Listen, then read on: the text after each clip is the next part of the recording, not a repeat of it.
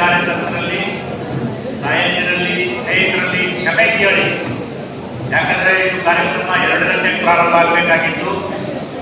ಆದರೆ ಕಾಳಗಿನಲ್ಲಿ ಬಹಳ ಸಮಯ ಆಗಿದ್ದರಿಂದ ಇಲ್ಲಿಗೆ ತಡವಾಗಿ ಬಂದಿದ್ದಕ್ಕೆ ತಾವೆಲ್ಲ ಕ್ಷಮಿಸಿರಿ ಅಂತ ಹೇಳಿ ಮನವಿ ಮಾಡಿಕೊಂಡು ಸಮಯದ ಸದುಪಯೋಗ ಆಗಲಿ ಅಂತ ಹೇಳಿ ಕಾಂಗ್ರೆಸ್ ಪಕ್ಷಕ್ಕೆ ಗಟ್ಟಿ ನೆಲೆ ಕೊಟ್ಟಿರ್ತಕ್ಕಂಥ ವೀರೇಂದ್ರ ಪಾಟೀಲ್ರ ಕ್ಷೇತ್ರ. ದೇವೇಂದ್ರಪ್ಪ ಗಾಳಪ್ಪ ಅವರು 3 ಸಲ MLA ಆಗಿ ಮಂತ್ರಿಯಾಗಿ ಕಾಂಗ್ರೆಸ್ ಪಕ್ಷಕ್ಕೆ ಗಟ್ಟಿ ನೆಲೆ ಕೊಟ್ಟಿರ್ತಕ್ಕಂಥ ಈ ಕ್ಷೇತ್ರ. ಆ ನಡುವೆ ವಿರೋಧ ಪಕ್ಷದಲ್ಲಿ ಬೆಳೆದರೂ ಕೂಡ ಕೆಲವು ಸಮಯ ಕಾಂಗ್ರೆಸ್ಗೆ ಬಂದು ಇಲ್ಲಿ ಕೂಡ ಕೆಲಸ ಮಾಡಿ ಹೋಗಿರ್ತಕ್ಕಂಥ ವೈಶ್ವನಾಥ್ ಪಾಟೀಲ್ ಅವರ ಕ್ಷೇತ್ರ.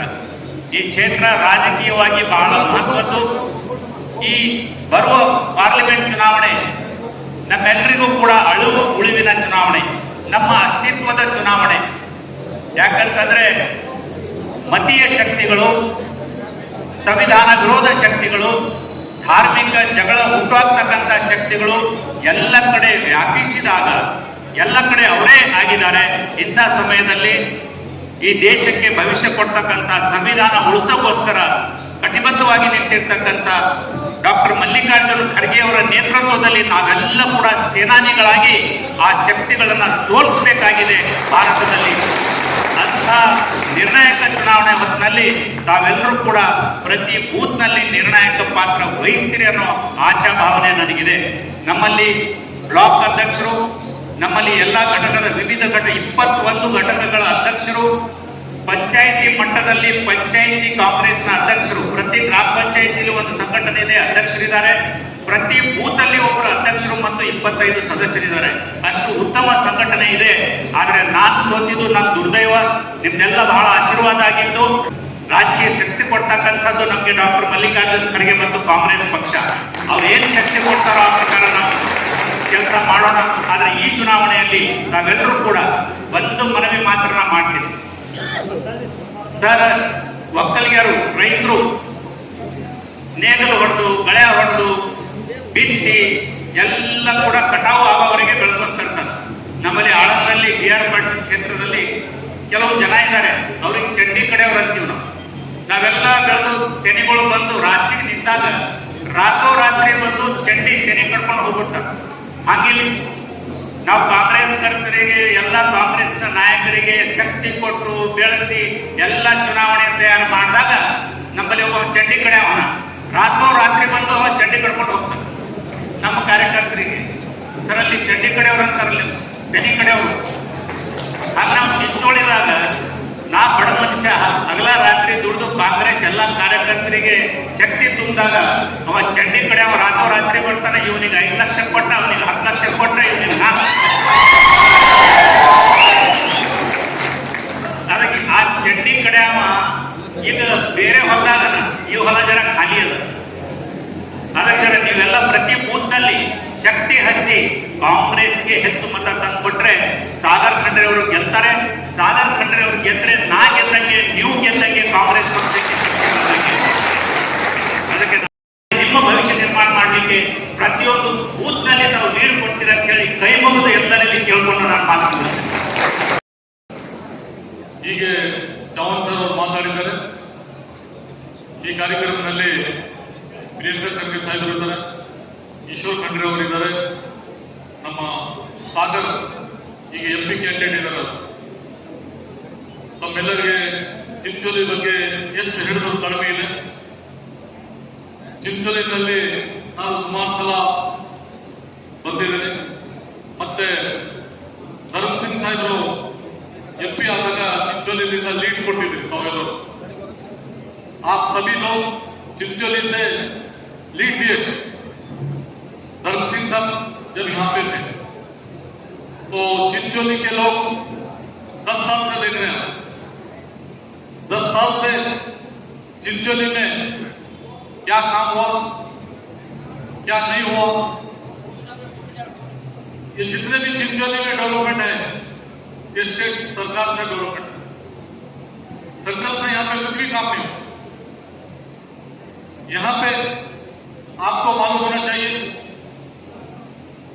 जितने भी डेवलपमेंट हुए भाषण सिद्धरामैया साहब, और इस बार जितने भी काम होंगे वो पूरे सिद्धरामैया साहब की वजह से, कांग्रेस सरकार की तरफ से।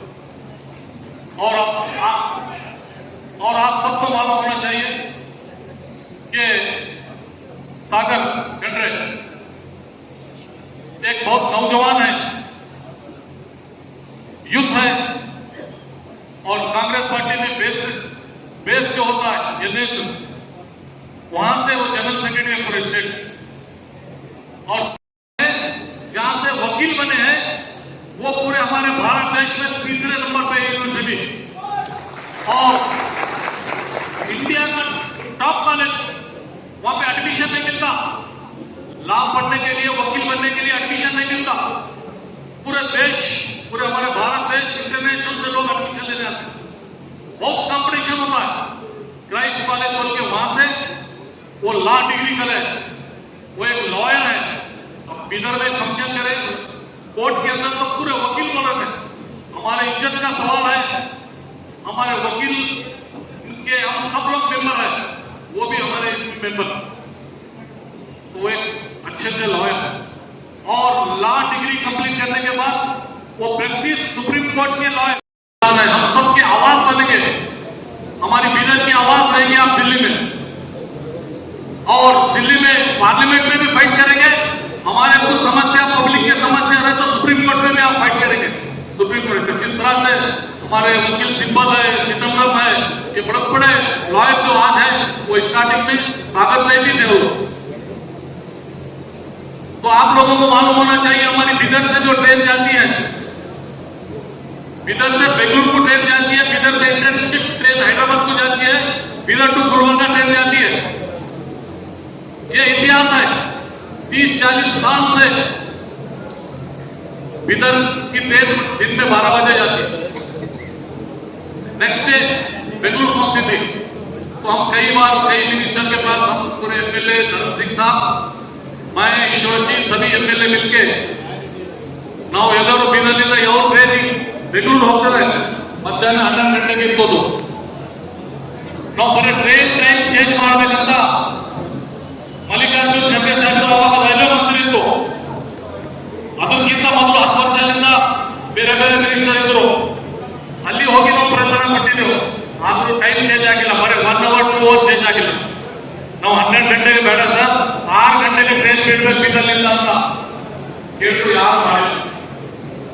जब मल्लिकार्जुन खड़गे साहब रेलवे मंत्री बने यहाँ से पूरे लोग जाकर रिक्वेस्ट करें धर्म सिंह साहब के नेतृत्व में, तो मल्लिकार्जुन खड़गे साहब बोले तुम 15 दिन छोड़ के आना बोलो. हम 15 दिन के बाद गए तो मल्लिकार्जुन खड़गे साहब बोले आपको टाइम चेंज चाहिए क्या मैं आपके लिए नया ट्रेन प्लान करूं? बोलो हम परेशान हो गए, हमको तो सिर्फ ट्रेन का टाइम चेंज चाहिए. मगर मल्लिकार्जुन खड़गे साहब बोले तुम्हारे लिए बिजनेस के लिए एक स्पेशल नया ट्रेन देता हूं मैं. हमारे जवान साहब को और पूरी टीम को ये बोले हैं हमको बड़ा फंक्शन करना नहीं है, 10-20 लोग ग्राउंड में जमा के हर इस कार्यक्रम का जिम्मेदारी देना है. ಈ ಕಾರ್ಯಕ್ರಮ ಬರೇ ರೆಸ್ಪಾನ್ಸಿಬಲ್ ಕಾರ್ಯಕರ್ತರು ಕಾರ್ಯಕ್ರಮ ಮಾಡಿದ್ರು, ಇಲ್ಲಾಂದ್ರೆ 23 ಕಾರ್ಯಕ್ರಮ ಮಾಡಬಹುದಿತ್ತು. ನಿಮ್ಗೆ ಏನ್ ರೆಸ್ಪಾನ್ಸಿಬಿಲಿಟಿ ಇದೆ, ನಿಮ್ಗೆ ಏನ್ ಜಿಮ್ಮೆದಾರಿ ಇದೆ. ಒಂದು ZP DP ಎಲ್ಲ ಚುನಾವಣೆ ಇದೆ, आगे ZP का DP का चुनाव है, इलेक्शन होते की जब बहुत से लोग टिकट के होके आते बनने, बहुत से लोग लीडर बनने आते. कांग्रेस में छोटा सा मिस्टेक है या सिस्टम है, हर आदमी अपने आप को लीडर ही समझता है. जरा फील्ड के अंदर मेहनत करने के लिए थोड़ा लास्ट मोमेंट में जाता है, मगर इस इलेक्शन में अभी से जाता है. तो मैं सभी जितने ZP DP इलेक्शन को जो मांगने वाले हैं, जो रेस में है, जो काम करना चाहते हैं, तो इस इलेक्शन में तुम लीड लेके बताना हर गांव से, हर जगह से, हर रेपिटेटिव से. तो जो लोग अपनी लीड लेंगे उसी को रेस्पॉन्सिबिलिटी. किस्मत थोड़े ठीक नहीं है, क्या नहीं क्या पता नहीं, मैं जीता नहीं. सब पॉलिटिक्स में चाहे जीत हार अलग बात है, लेकिन लोगों का मन कितना बड़ी बात है.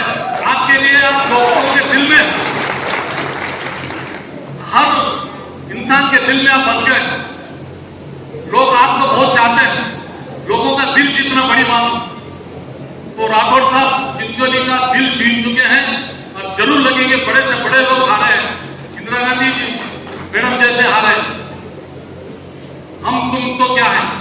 तो डेफिनेटली राठौर साहब को जरूर वो मंजिल मिलेगी और इस वो पिछले का बदला अभी आपको चुकाना है MP इलेक्शन में.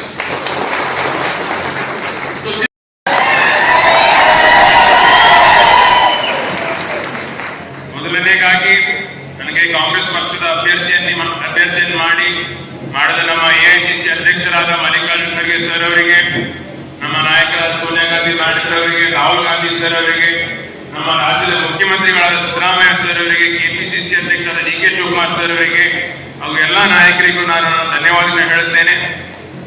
ವೇದಿಕೆ ಮೇಲೆ ಉಪಸ್ಥಿತರು ಎಲ್ಲ ಗಣ್ಯಮಾನ್ಯರಿಗೂ ಹಾಗೂ ಇಲ್ಲಿ ಉಪಸ್ಥಿತರು ಎಲ್ಲರಿಗೂ ನನ್ನ ನಮಸ್ಕಾರಗಳು. ಸಮಯ ಬಹಳಷ್ಟಾಗಿದೆ, ಅದಕ್ಕೆ ನಾನು ಯಾರಿಗೂ ಹೆಸರು ತೆಗೆಯೋಕೆ ಹೋಗೋದಿಲ್ಲ, ಅದಕ್ಕೆ ದಯವಿಟ್ಟು ಎಲ್ಲರೂ ನನಗೆ ಕ್ಷಮಿಸಬೇಕು. ಕಾರ್ಯಕ್ರಮ 1 ಗಂಟೆಗೆ ಸ್ಟಾರ್ಟ್ ಆಗಬೇಕಾಗಿತ್ತು, ಆದರೆ ಸ್ವಲ್ಪ ವಿಳಂಬ ಆಗಿದೆ. ಅದಕ್ಕೂ ನಾನು ತಾವೆಲ್ಲರೂ ಸ್ಪೆಷಲಾಗಿ ಎಲ್ಲರೂ ಬಂದಿದ್ದೀರಿ, ಅದಕ್ಕೆ ನಿಮಗೂ ನಾನು ಕ್ಷಮೆ ಕೇಳ್ತೀನಿ. ಇವಾಗ 10 ವರ್ಷ ತಮ್ಮೆಲ್ಲರ ಆಶೀರ್ವಾದದಿಂದ ಭಗವಂತ ಖೂಬಾ ಸರ್ ಅವರು ಸಂಸದರಾಗಿ 5 ವರ್ಷ ಕೇಂದ್ರ ಸಚಿವರಾಗಿ ಅವರು ಕೆಲಸ ಮಾಡ್ತಾ ಬಂದಿದ್ದಾರೆ. ಈ 10 ವರ್ಷದಲ್ಲಿ ಅವ್ರು ಎಷ್ಟು ಸಲ ಚಿಂಚೋಳಿಗೆ ಬಂದಿದ್ದಾರೆ, ಅವ್ರು ಎಷ್ಟು ಅನುದಾನ ತಂದು ಕೊಟ್ಟಿದ್ದಾರೆ ಅಂತ ತಾವೇ ಹೇಳ್ಬೇಕು. ನಾನು ಪ್ರತಿಯೊಂದು ಗ್ರಾಮ ಪಂಚಾಯತಿಗೆ ಹೋಗಿ ವಿಸಿಟ್ ಮಾಡಿದಾಗ ಪ್ರತಿಯೊಬ್ಬರು ಇದೇ ಹೇಳ್ತಾರೆ, ಇವ್ರು 1 ಸಲ ಬಂದಿಲ್ಲ, ಅನುದಾನ ತಂದು ಕೊಟ್ಟಿಲ್ಲ ಅಂತ ಅನ್ಬೋದು. ಇವಾಗ ಒಬ್ಬ ಜನಪ್ರತಿನಿಧಿಯ ಜವಾಬ್ದಾರಿ ಏನಂತಂದ್ರೆ ಜನರ ಕಷ್ಟ ಸುಖಗಳಲ್ಲಿ ಭಾಗಿಯಾಗಬೇಕು, ಅವರ ಸಮಸ್ಯೆಗಳನ್ನು ಕೇಳಬೇಕು, ಸಮಸ್ಯೆಗಳನ್ನು ಪರಿಹಾರ ಕೊಡ್ಬೇಕು, ಮೇಲೆ ಬಜೆಟ್ ಅಂದ್ರೆ ಅವರು ಕೆಲಸ ಮಾಡಬೇಕು. ಅವ್ರು ಇದೇ ಮಾಡ್ತಾ ಇಲ್ಲ ಅಂತಂದ್ರೆ ಅವ್ರು ಯಾವ ರೀತಿ ಮುಂದಿನ ದಿನಗಳಲ್ಲಿ ಕೆಲಸ ಮಾಡ್ತಾರೆ. ಎಲ್ಲಕ್ಕಿಂತ ಹೆಚ್ಚಿಗೆ ಅಧಿಕಾರ, ಎಲ್ಲಕ್ಕಿಂತ ಹೆಚ್ಚಿಗೆ ಶಕ್ತಿ ಈ 5 ವರ್ಷದಲ್ಲೇ ಇತ್ತು ಅವ್ರಿಗೆ ಮಾಡೋಕೆ. ಈ 5 ವರ್ಷದಲ್ಲಿ ಮಾಡಿಲ್ಲ ಅಂತಂದ್ರೆ ಮುಂದಿನ 5 ವರ್ಷದಲ್ಲಿ ಮಾಡ್ತಾರೆ ಏನೋ ಅವರು ಕೆಲಸ. ಅವ್ರ ಮನಸ್ಸಿನಲ್ಲಿ ಏನಿದೆ, ಅವರು ಬೇರೆಯವ್ರ ಹೆಸರು ಮೇಲೆ ಗೆದ್ದು ಬರ್ತಾ ಇದ್ದಾರೆ. ಅದಕ್ಕೆ ನನ್ಗೆ ಪರವಾಗಿಲ್ಲ, ನಾನು ಕೆಲಸ ಮಾಡ್ಲಿ ಬಿಡ್ಲಿ ನನ್ಗೆ ಪರವಾಗಿಲ್ಲ, ನಾನು ಮತ್ತೆ ಬೇರೆಯವ್ರ ಹೆಸರು ಮೇಲೆ ಗೆದ್ದು ಬರ್ತೀನಿ ಅಂತ ಅವ್ರ ಮನಸ್ಸಿನಲ್ಲಿ ಕೂತಿದೆ. ಅದಕ್ಕೆ ನನ್ನ ವಿನಂತಿ ಏನಿದೆ ಅಂತಂದ್ರೆ ನಮ್ಮೆಲ್ಲರ ಆಶೀರ್ವಾದದಿಂದ ನೀವು ನನಗೆ ದಿಲ್ಲಿ ಕಳ್ಸಿಕೊಟ್ರೆ 100 ನಿಮ್ ತಲೆಗಿಂತ ನಾನು 24 ತಾಸು ಟೈಮ್ ಕೊಟ್ಟು ನಿಮ್ ಕೆಲಸ ಮಾಡ್ಕೊಡ್ತೀನಿ ಅಂತ ನಾನು ಹೇಳ್ತೀನಿ. ನನ್ನ ಟಿಕೆಟ್ ಘೋಷಣೆ ಆದ್ಮೇಲೆ ಎಲ್ಲಕ್ಕಿಂತ ಹೆಚ್ಚಿಗೆ ಫೋನ್ ಕಾಲ್ ಬಂದಿರೋದೇ ಚಿಂಚೋಳಿ ಮತಕ್ಷೇತ್ರದಿಂದ. ಅದಕ್ಕೆ ನಂಗೆ ಬಹಳ ಸಂತೋಷವಾಗಿದೆ. ತಾವೆಲ್ಲರೂ ಬಹಳ ಒಳ್ಳೆ ರೀತಿಯಲ್ಲಿ ನಂಗೆ ಸ್ವಾಗತ ಮಾಡಿದ್ದೀರಿ. 100ಕ್ಕೆ 100 ನಿಮ್ಮ ಏನು ಅಪೇಕ್ಷೆ ಇದೆ ನಿಮ್ಮ ಅಪೇಕ್ಷೆ ಮೀರಿ ಕೆಲಸ ಮಾಡ್ತೀನಿ. ಇವಾಗ ಜಿಲ್ಲೆಯಲ್ಲಿ ಸಾಕಷ್ಟು ಸಮಸ್ಯೆಗಳಿದಾವೆ. ಇವಾಗ ಯುವಕರು ಉದ್ಯೋಗ ಹುಡುಕ್ತಾ ಇದ್ದಾರೆ. ಪ್ರತಿ ದಿವಸ 20-25 ಜನ ಬಂದು ಭೇಟಿ ಮಾಡ್ತಾರೆ.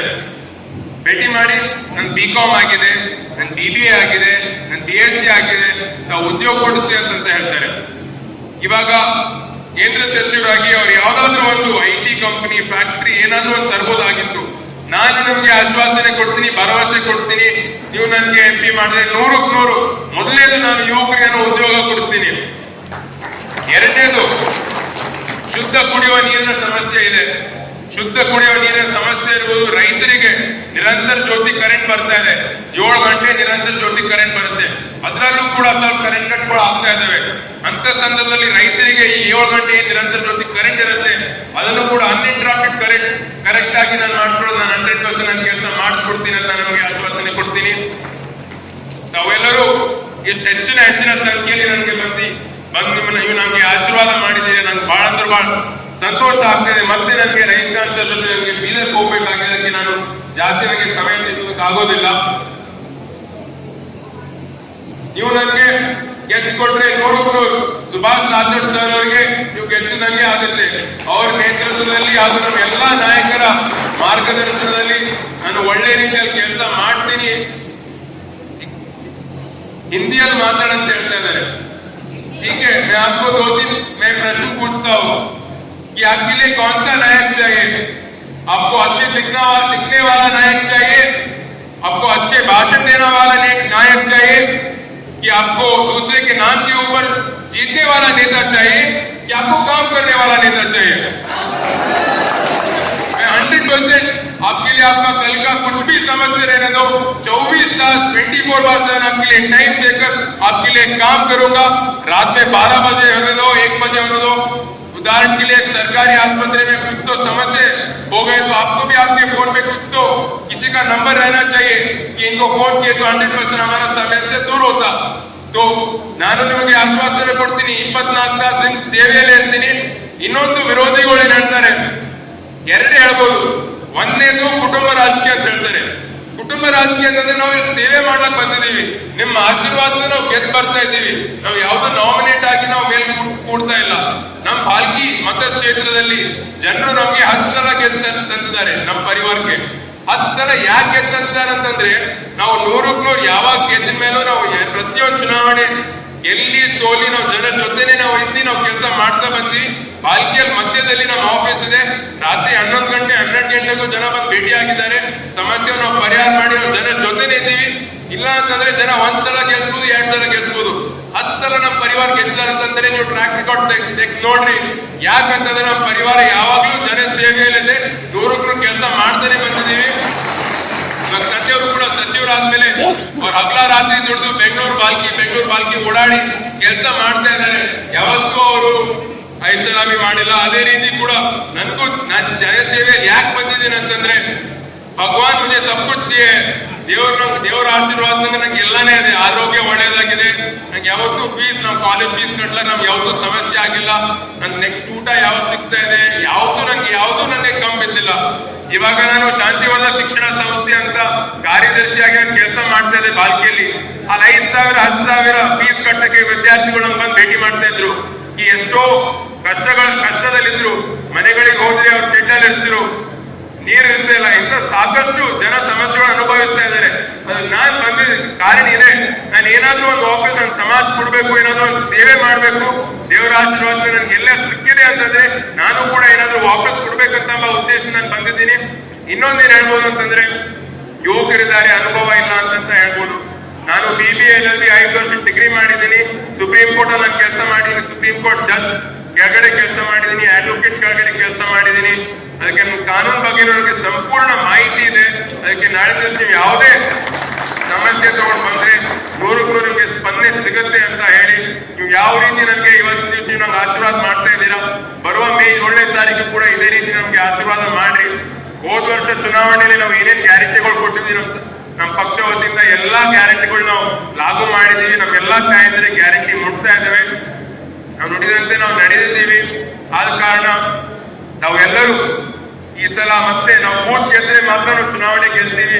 ಅದಕ್ಕೆ ನಾಳೆ ದಿವಸ ನೀವು ನಿಮ್ ವೋಟ್ನಿಂದ ನೀವು ಹೆಚ್ಚಿಗೆ ನೀವು ಲೀಡ್ ನಮಗೆ ತಂದ್ಕೊಡ್ರಿ ಅಂದ್ರೆ ನೀವು ನಮಗೆ ಹಾಕ್ತೀನಿ ಬಂದು ಕೇಳ್ಬೋದು. ಈ ನಮ್ಮ ಬೂತಲ್ಲಿ ಲೀಡರ್ ಕೆಲಸ ಮಾಡ್ಕೊಡ್ರಿ ಅಂತ ನಾವು ಹೋಗಿ ಮುಖ್ಯಮಂತ್ರಿ ನಾವು ಹಾಕ್ತೀನಿ ಕೇಳ್ಬೋದು. ಈ ಬೀದರ್ ದಬ್ಬರು ಕಾಂಗ್ರೆಸ್ ಸಂಸದರ ನೀವು ಕೆಲಸ ಮಾಡ್ಕೊಡ್ರಿ ಅಂತ ಸಚಿವರಾದ ಜಯಪ್ರಕಾಶ್ ಪಾಟೀಲ್ ಸರ್ ಅವರು ಆಗಮಿಸ್ತಾ ಇದ್ದಾರೆ. ಅವರಿಗೂ ಹಾರ್ದಿಕ ಸ್ವಾಗತಗಳನ್ನು ಕೋರುತ್ತೇನೆ.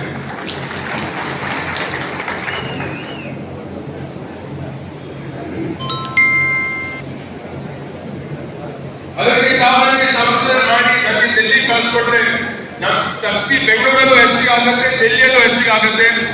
ಬೆಂಗಳೂರಲ್ಲಿ ನಾವು ಮುಖ್ಯಮಂತ್ರಿ ಹೋಗಿ ನಾವು ಹತ್ತಿರ ನಾವು ಕೇಳ್ಬೋದು ನೀವು ಹೆಚ್ಚಿಗೆ ಅನುದಾನ ಕೊಡ್ರಿ ಅಂತ. ಡೆಲ್ಲಿಯಿಂದ ನಾವು ಅನುದಾನ ತರ್ಬೋದು. ಅದಕ್ಕೆ ತಾವೆಲ್ಲರೂ ಮತ್ತೆ ನನಗೆ ಹೆಚ್ಚಿನ ಸಂಖ್ಯೆಯಲ್ಲಿ ಭಾಗಿಯಾಗಿ ನನಗೆ ಆಶೀರ್ವಾದ ಮಾಡಿದ್ದೀರಿ. ಅದೇ ರೀತಿ ಮುಂದಿನ ದಿನಗಳನ್ನು ಮಾಡಿ ನನ್ನ ಕೈ ಯಾವತ್ತೂ ಬಿಟ್ಟು ಹೋಗೋದಿಲ್ಲ ಅಂತ ಹೇಳಿ ನಾನು 2 ಮಾತುಗಳನ್ನು ಮುಗಿಸ್ತೇನೆ. ಎಲ್ಲರಿಗೂ ನನ್ನ ಧನ್ಯವಾದಗಳು.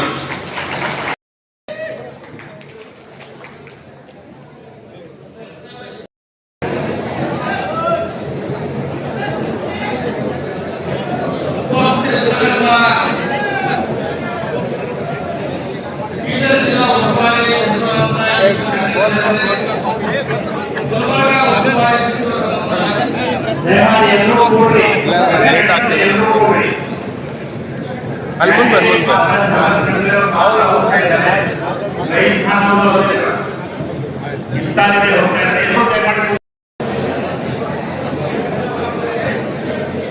ನನ್ನ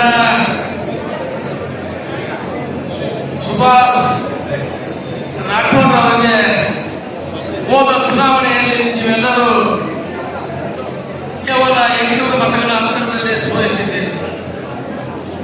ಇದರಿಂದ ಒಂದು ವೇಳೆ ಸುಭಾಷ್ ರಾಠೋಡ್ ಅವರಿಗೆ ನೀವು ಏನಾದರೂ ಗೆಲ್ಲಿಸಿದ್ರೆ ಇವಾಗ ಕರ್ನಾಟಕ ರಾಜ್ಯದಲ್ಲಿ ಆ ಕಮ್ಯುನಿಟಿ ಆಧಾರದ ಮೇಲೆ ಅವರು ಮಂತ್ರಿಗಳು ಕೂಡ ಆಗ್ತಿದ್ರು.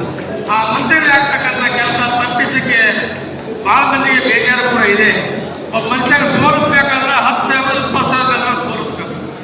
600 700 800 ಮೇಲೆ ಸೋಲಿಸಿ ಒಬ್ಬ ಉತ್ತಮವಾದ ಆಡಳಿತಗಾರ ಎಲ್ಲ ಬಿ.ಆರ್. ಪಾಟೀಲ್ ಅವರ ಮಾರ್ಗದರ್ಶನದಲ್ಲಿ ಎಲ್ಲ ಗಣವಂತ ರಾಠೋಡ್ ಅವರಿಗೆ ಮುಂದಿನ ದಿನಗಳಲ್ಲಿ ಶಕ್ತಿ ತುಂಬಬೇಕಾದ್ರೆ ಭಾರತ ದೇಶ ಇಡೀ ಗುಲ್ಬರ್ಗ ಜಿಲ್ಲೆ ನೋಡ್ತಾ ಇದೆ. ಗುಲ್ಬರ್ಗ ಜಿಲ್ಲೆಗೆ ಯಾವ ಪ್ರಕಾರ ಚುನಾವಣೆ ಆಗ್ತದೆ ಮತ್ತು ಜಿಲ್ಲಾ ಜಿಲ್ಲೆಗೆ ಯಾವ ಪ್ರಕಾರ ಚುನಾವಣೆ ಆಗ್ತದೆ. ಇದಕ್ಕೆ ಮುಖ್ಯ ಕಾರಣ ಭಾರತ ದೇಶಕ್ಕೆ ಎಐಸಿಸಿ ಅಧ್ಯಕ್ಷರಾಗಿ ನೆಹರು ಅವರು ಕೂತಿರುವ ಸ್ಥಳ, ಮಹಾತ್ಮ ಗಾಂಧೀಜಿ ಅವರು ಅಲಂಕರಿಸುವ ಸ್ಥಳದಲ್ಲಿ ನಿಮ್ಮೆಲ್ಲರ ರಾಷ್ಟ್ರೀಯ ನಾಯಕರಾದಂಥ ಮಲ್ಲಿಕಾರ್ಜುನ ಖರ್ಗೆ ಸಾಹೇಬರು, ಸಾಗರ ಖಂಡ್ರೆಯರು ಈ ಭಾಗದಲ್ಲಿ 2 ಲಕ್ಷಗಳ ಮತಗಳನ್ನು ಆರಿಸಿ ಬರಬೇಕು. ಗುಲ್ಬರ್ಗದಿಂದ ರಾಧಾಕಿಶೋರ್ ಆರಿಸಿ ಬರಬೇಕು. ಅಂದಾಗ ಮಾತ್ರ ಭಾರತ ದೇಶಕ್ಕೆ ಮಲ್ಲಿಕಾರ್ಜುನ ಖರ್ಗೆ ಅವರು ಭಾರತ ದೇಶದ ಪ್ರಧಾನಮಂತ್ರಿ ಆಗ್ತಾರೆ. ನಮ್ಮ ಹೋದ ಚುನಾವಣೆಯಲ್ಲಿ ಪ್ರಧಾನಮಂತ್ರಿ ನರೇಂದ್ರ ಮೋದಿ ಅವರು ಗುಲ್ಬರ್ಗ ಜಿಲ್ಲೆಗೆ ಬಂದಾಗ ಎನ್ವಿ ಗ್ರೌಂಡ್ನಲ್ಲಿ ನಮ್ಮ ಜನ ಮನವಿ ಮಾಡಿದ್ರು. 96ನೇ ಇಸ್ವಿ ಹಿಡಿದು ನಮ್ಮ ಜನರ ಬೇಡಿಕೆ ಇದೆ, ಪರಿಶಿಷ್ಟ ಪಂಗಡದಲ್ಲಿ ಎಸ್ಟಿ ಮಾಡಬೇಕು ಪೊಲೀಸ್ ಸಮಾಜದವರು ಅಂತೇಳಿ. ಆಗ ಅವರು ಭರವಸೆ ಕೊಟ್ಟಿದ್ದರು. ನಮ್ಮ ಸಮಾಜದವರು ಅಂತ ರವಿಕುಮಾರ್ ಅವರು ಇನ್ನಿತರು ಎಲ್ಲ ಕೂಡ್ಕೊಂಡು ಕೇಂದ್ರದಲ್ಲಿ ನಮ್ಮ ಸರ್ಕಾರ ಬರಬೇಕು, ಬಿಜೆಪಿ ರಾಜ್ಯದಲ್ಲಿ ಬಿಜೆಪಿ ಸರ್ಕಾರ ಬಂದಾಗ ಪೊಲೀಸ್ ಸಮಾಜವನ್ನು ಎಷ್ಟಿಗೆ ಮಾಡ್ತೀನಿ ಎಂಬ ಮಾತನ್ನು ಕೊಟ್ಟಿದ್ದರು. ಆದರೆ 5 ವರ್ಷಗಳ ಕಾಲ ನಮ್ಮ ಫೈಲ್ ದಿಲ್ಲಿಗೆ ಹೋಗದೇ ಹೋಗೋದು, ಬರದೇ ಬರೋದು, ಯಾರು ಏನು ಮಾಡಲೇ ಇಲ್ಲ. ಕೊಟ್ಟ ಬಹುಮತಗಳಿಂದ ನೀವೆಲ್ಲ ಆಯ್ತು ತರ್ತೀರಿ. ಕಲಬುರಗಿಯಿಂದ ರಾಧಾಕಿಶೋರ್ ಆಯ್ತು ಬರ್ತಾರೆ. ನಮ್ಮ ಕೋಲಿ ಸಮಾಜವನ್ನು ಕಾಂಗ್ರೆಸ್ ಪಕ್ಷದ ಮಾತ್ರ ಎಷ್ಟಿಗೆ ಮಾಡಲು ಸಾಧ್ಯ ಎಂಬ ಮಾತನ್ನು ಕೂಡ ಈ ಸಂದರ್ಭದಲ್ಲಿ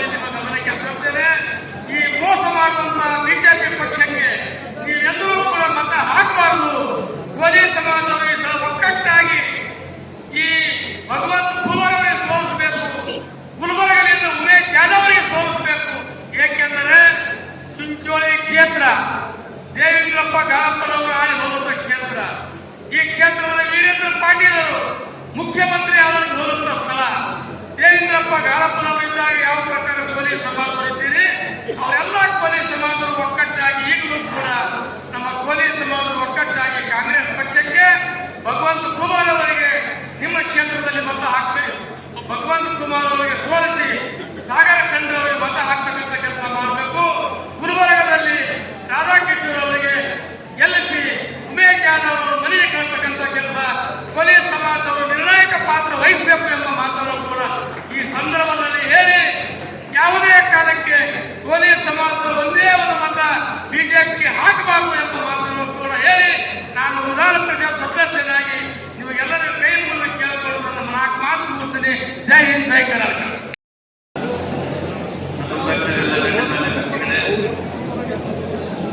ಇಲ್ಲಿ ನಡೆದಂತ ಎಲ್ಲ ಕಾರ್ಯಕ್ರಮಗಳನ್ನು ಹೇಳಿದ್ರೆ ಕುಳಿತು ಮಾಧ್ಯಮಗಳೇ ಕ್ಷಮಿಸಬೇಕು. 1 ಗಂಟೆಯಿಂದ ಕಾಯ್ದೆ ತಡಬಾರ್ದಿದೆ, ಜಾಸ್ತಿ ಮಾತಾಡೋದು. ಮತ್ತೆ ನಾನು ಬರ್ತೀನಿ. ಇವತ್ತು ಸಾಗರ್ ಖಂಡ್ರೆ ಅವರ ಪ್ರಚಾರದ ನಿಮಿತ್ತವಾಗಿ ರಾಧಾಕೃಷ್ಣ ಚುನಾವಣೆ ಅಲ್ಲ, ಇದು ದೇಶದ ಪ್ರಜಾಪ್ರಭುತ್ವ ಅಳಿದುಳಿದ ಚುನಾವಣೆ, ಈ ದೇಶದ ಸಂವಿಧಾನದ ಅಳಿದುಳಿದ ಚುನಾವಣೆ. ಇಂಥ ಒಂದು ಮಹತ್ವದ ಚುನಾವಣೆಯಲ್ಲಿ ನಾವೆಲ್ಲರೂ ಕೂಡ ಭಾಗಿಯಾಗಬೇಕಾಗಿದೆ. ಇವತ್ತು ಸಂವಿಧಾನ ಜೀವಂತವಾಗಿ ಇದೆ ಅನ್ನೋ ಕಾರಣಕ್ಕಾಗಿ ನಾವೆಲ್ಲ ಮಾತಾಡ್ತಾ ಇದ್ದೀವಿ, ನೀವು ಕೇಳ್ತಾ ಇದ್ದೀರಿ. ಇವತ್ತು ಪ್ರಜಾಪ್ರಭುತ್ವ ಜೀವಂತ ಇದೆ ಅನ್ನೋ ಕಾರಣಕ್ಕಾಗಿ ನಮ್ಮ ಸರ್ಕಾರದವರು 5 ಗ್ಯಾರಂಟಿಗಳನ್ನು ಕೊಟ್ಟು ಇವತ್ತು ಮಾತು ನುಡಿದಂತೆ ನಡೆದಿದ್ದಾರೆ. ಆದರೆ ಇವತ್ತು ಪ್ರಜಾಪ್ರಭುತ್ವಕ್ಕೆ ದೊಡ್ಡ ಆತಂಕ ಉಂಟಾಗಿರುವುದರಿಂದ ಇನ್ನು ಮುಂದೆ ದೇಶದಲ್ಲಿ ಚುನಾವಣೆ ಆಗ್ತೋ ಇಲ್ಲೋ ಅನ್ನೋದು ದೊಡ್ಡ ಅನುಮಾನ. ಮತ್ತೆ ಮಲ್ಲಿಕಾರ್ಜುನ ಖರ್ಗೆ ಸಾಹೇಬರು ಅವರು ಬಹಳ ಸ್ಪಷ್ಟವಾಗಿ ಹೇಳಿದ್ದಾರೆ, ಇನ್ನು ಮುಂದೆ ಮೋದಿ ಗೆದ್ದು ಬಂದ್ರೆ ಈ ದೇಶದಲ್ಲಿ ಚುನಾವಣೆ ಆಗಲಿಕ್ಕಿಲ್ಲ, ಅದು ಸತ್ಯವಾದದ್ದು. ಹಾಗಾಗಿ ಬಂಧುಗಳೇ, ಇವತ್ತು ನಾವೆಲ್ಲರೂ ಕೂಡ ಈ ಪ್ರಜಾಪ್ರಭುತ್ವ ಉಳಿದಿದೆ. ಪ್ರಜಾಪ್ರಭುತ್ವ ಇದ್ದರೆ ಬಡವರಿಗೆ ಧ್ವನಿ ಇದೆ, ಕಾರ್ಮಿಕರಿಗೆ ಧ್ವನಿ ಇದೆ, ರೈತರಿಗೆ ಧ್ವನಿ ಇದೆ, ನಮ್ಮ ಹಳ್ಳಿಗಾಡಿನ ಜನರಿಗೆ ಧ್ವನಿ ಇದೆ. ಪ್ರಜಾಪ್ರಭುತ್ವ ಇಲ್ಲದೆ ಹೋಗಿದ್ರೆ ನಾವು ಯಾರಿಗೂ ಕೂಡ ಮಾತನಾಡುವ ಹಕ್ಕಿಲ್ಲ, ಮಾತು ಸ್ವಾತಂತ್ರ್ಯ ಇಲ್ಲ. ಹಾಗಾಗಿ ಇವತ್ತು ನಮ್ಮ ದೇಶದಲ್ಲಿ ಪ್ರಜಾತಂತ್ರ ಉಳಿದಕ್ಕೋಸ್ಕರ ಇಂಡಿಯಾ ಗಠಬಂಧನ ಅನ್ನುವಂಥ ಒಂದು ಎಲ್ಲ ಪಕ್ಷಗಳು ಸೇರಿ ಈ ಚುನಾವಣೆಯನ್ನು ನಾವು ಮಾಡ್ತಾ ಇದ್ದೀವಿ. ಬಂಧುಗಳೇ, ಇವತ್ತು ನಮ್ಮ ಹಳ್ಳಿಗಾಡಿನ ಜನರಲ್ಲಿ ಇನ್ನೂ ಬಡತನ ಇದೆ, ನಿರುದ್ಯೋಗ ಇದೆ. ನಮ್ಮ ರೈತರಿಗೆ ಬೇಕಾದಷ್ಟು ಅವರಿಗೆ ಬೆಳೆದಂತ ಬೆಲೆಗೆ ಯೋಚಿಸುವಂತ ಬೆಲೆ ಸಿಗ್ತಾ ಇಲ್ಲ. ಹಿಂದೆ ನಾವು ಸರ್ಕಾರದಲ್ಲಿದ್ದಾಗ 5 ವರ್ಷ ನಾವು ಕೊಟ್ಟಂತ ಮಾತುಗಳನ್ನ ನಡೆಸ್ಕೊಂಡು ಬಂದಿದ್ದೀವಿ. ಒಂದು, ಪ್ರತಿ ಮನೆಗೆ 2,000 ರೂಪಾಯಿ ಕೊಡುವಂಥದ್ದು ಗೃಹಲಕ್ಷ್ಮಿ ಯೋಜನೆ ನಡೆಸಿಕೊಟ್ಟಿದ್ದೀವಿ, ಅದನ್ನೆಲ್ಲರಿಗೂ ಕೂಡ ಕೊಟ್ಟಿದ್ದೀವಿ. ಅದೇ ತರ 5 ಭರವಸೆಗಳನ್ನ ಈಡೇರಿಸಿದ್ದೀವಿ. ಇನ್ನು ಮುಂದೆ ನಾವು ಲೋಕಸಭಾ ಚುನಾವಣೆಯಲ್ಲಿ ನಾವು ಮತ್ತೆ 5 ಭರವಸೆಗಳನ್ನ 25 ಗ್ಯಾರಂಟಿಗಳನ್ನ ಕೊಡುವಂತ ಮಾತನ್ನು ಹೇಳಿಕೆ ಬಂದಿದ್ದೇವೆ. ಬಂಧುಗಳೇ, ನಾನು ಬಹಳ ಮುಖ್ಯವಾಗಿ 2 ವಿಷಯದ ಪ್ರಸ್ತಾಪ ಮಾಡ್ತೇನೆ. ಇವತ್ತು ರೈತರು ಬಹಳ ಕಷ್ಟದಲ್ಲಿದ್ದಾರೆ. ರೈತರಿಗೆ ಬೆಳೆದಂತ ಬೆಲೆಗೆ ಯೋಗ್ಯವಾದಂತ ಭಾವ ಸಿಗ್ತಾ ಇಲ್ಲ. ಮಾರ್ಕೆಟ್ನಲ್ಲಿ ಹೋದ್ರೆ ಬೆಲೆ ಬರಬೇಕಾಗ್ತದೆ. ಇವತ್ತೇನು ರೈತರು ದೆಹಲಿಯಲ್ಲಿ ಹೋರಾಟ ಮಾಡೋದು, ಆ ಹೋರಾಟದಲ್ಲಿ ನಮ್ಮನ್ನು ಹೋಗ್ಲಿಕ್ಕೆ ಆಗದೆ ಅಂತ ಕೂಡ ನಮ್ಮ ಕಷ್ಟಗಳನ್ನು ಅವರು ಅಲ್ಲಿ ಹೇಳಿದ್ದಾರೆ. ಒಂದು, ಮುಂದೆ ಬರ್ತಕ್ಕಂಥ ಚುನಾವಣೆಯಲ್ಲಿ ಎಂ.ಎ. ಸ್ವಾಮಿನಾಥನ್ ಅವರು ವರದಿ ಕೊಟ್ಟಂತೆ ರೈತರು ಬೆಳೆದಂತ ಬೆಳೆಗೆ ಯೋಗ್ಯವಾದಂತ ಬೆಲೆಯನ್ನು ಕೊಟ್ಟು ಇವತ್ತು ರೈತರಿಗೆ ನ್ಯಾಯವನ್ನು ಕೊಡ್ತೀವಿ ಅಂತ ನಾನು ಹೇಳಿದ್ದೇನೆ. ನಾನೇ ನ್ಯಾಯವನ್ನು ಕೊಡ್ತೀವಿ ಅಂತ ಹೇಳಿದ್ದೇವೆ. ಪ್ರತಿ ಮನೆಗಳಿಗೆ ಒಬ್ಬ ಹೆಣ್ಣುಗಳಿಗೆ 1 ಲಕ್ಷ ರೂಪಾಯಿ ಪ್ರತಿ ವರ್ಷ ಕೊಡುವಂತ ನಾನೇ ನ್ಯಾಯ ಕೊಡ್ತೀವಿ. 30 ಲಕ್ಷ ಜನರಿಗೆ ನಿರುದ್ಯೋಗ ಇದೆ, ಸರ್ಕಾರಿ ಹುದ್ದೆಗಳಲ್ಲಿ ಭರ್ತಿ ಮಾಡಿ ಅವರಿಗೆ ಯುವಕರಿಗೆ ನ್ಯಾಯ ಕೊಡ್ತೇವೆ. ಈಗ ಅನೇಕ ಭರವಸೆಗಳನ್ನ ಹೊತ್ತು ನಾವು ಇವತ್ತು ಬಂದಿದ್ದೇವೆ ಬಂಧುಗಳೇ. ಅದಕ್ಕಾಗಿ ನಾನು ಹೆಚ್ಚು ಹೇಳೋದಿಲ್ಲ. ಇವತ್ತಿನ ಸಂದರ್ಭದಲ್ಲಿ ಚುನಾವಣೆ ಬಹಳ ಮಹತ್ವವಾದಂಥ ಚುನಾವಣೆ. ಈ ಚುನಾವಣೆಯಲ್ಲಿ ನಾವು ಗೆದ್ದರೆ ಖಂಡಿತ ದೇಶ ಉಳಿತದೆ, ಸಂವಿಧಾನ ಉಳಿತದೆ, ಪ್ರಜಾಪ್ರಭುತ್ವ ಉಳಿತದೆ, ಬಡವರು ಉಳಿತಾರೆ, ಕಾರ್ಮಿಕರು ಉಳಿತಾರೆ. ಇವತ್ತು ನಿಮ್ಮ ಉತ್ಸಾಹ ನೋಡಿದ್ರೆ ಸುಭಾಷ್ ರಾಠೋಡ್ ಅವರು ಏನು ಗೆಲ್ಲಬೇಕಿರುವ ಅಂತರದಲ್ಲಿ ಸೋತಿದ್ದಾರೆ. ನಿಮಗೆಲ್ಲ ಸಿಟ್ಟಿದೆ, ರೊಚ್ಚಿದೆ. ಈ ಚುನಾವಣೆಯಲ್ಲಿ ಅದರ ಸೇಡನ್ನು ತಿಳ್ಕೋಬೇಕು. ಅಲ್ಲಿ ಶೋಭಾವನ್ನು ಸೋಲಿಸಿ ಇವತ್ತು ಇಷ್ಟ ನಮ್ಮ ಸಾಗರ್ ಖಂಡ್ರೆಯವರನ್ನು ಗೆಲ್ಲಿಸಬೇಕನ್ನುವಂತ ಮಾತನ್ನು ನಾವು ನೋಡಿದ್ದೀನಿ. ದಯಮಾಡಿ ಇಂಥ ಒಂದು ಸುಭಾಷ್ ರಾಠೋಡ್ ಅವರ ನೇತೃತ್ವದಲ್ಲಿ, ಬಾಬುರಾವ್ ಪಾಟೀಲ್ ನೇತೃತ್ವದಲ್ಲಿ ನೀವೆಲ್ಲರೂ ಈ ಚುನಾವಣೆಯಲ್ಲಿ ಹೆಚ್ಚಿನ ಮತವನ್ನು ಕೊಟ್ಟು ಖಂಡಿತವಾಗಿ ಸಾಗರ್ ಖಂಡ್ರೆಯವರಿಗೆ ಗೆಲ್ಲಿಸಬೇಕು ಅಂತ ವಿನಂತಿ ಮಾಡಿಕೊಂಡು ನನ್ನ ಮಾತನ್ನು ಮುಗಿಸ್ತಾ ಇದ್ದೇನೆ. ಜೈ ಹಿಂದ್. ನೀವು ಓದಿದ್ರಾ? ಲೋಕಸಭೆ ಚುನಾವಣೆಯ ಚಿತ್ತೂರು ತಾಲೂಕಿನಲ್ಲಿ ಕಾಂಗ್ರೆಸ್ ಪಕ್ಷದ ಕಾರ್ಯಕರ್ತರ ಸಮಾವೇಶದ ಸಮಾರಂಭದ ಅಧ್ಯಕ್ಷ ವಹಿಸಿದ್ದ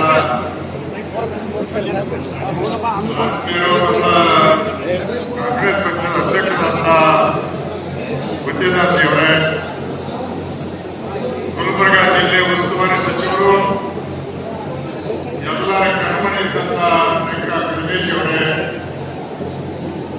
ಇನ್ನೊಬ್ಬ ಹಿರಿಯ ಮಂತ್ರಿಗಳು, ಬೀದರ್ ಜಿಲ್ಲೆ ಉಸ್ತುವಾರಿ ಸಚಿವರಾದ ನಮ್ಮ ಖಂಡ್ರೆಜಿ ಅವರೇ, ಇನ್ನೊಬ್ಬ ಸಚಿವರಾದಂತ ಪಕ್ಕದ ಸೇಡಂ ಕ್ಷೇತ್ರದ ಜನಪ್ರಿಯ ನಾಯಕರಾದಂತಹ ಚಂದ್ರಪ್ರಕಾಶ್ ಸ್ವಾಮೀಜಿ ಅವರೇ,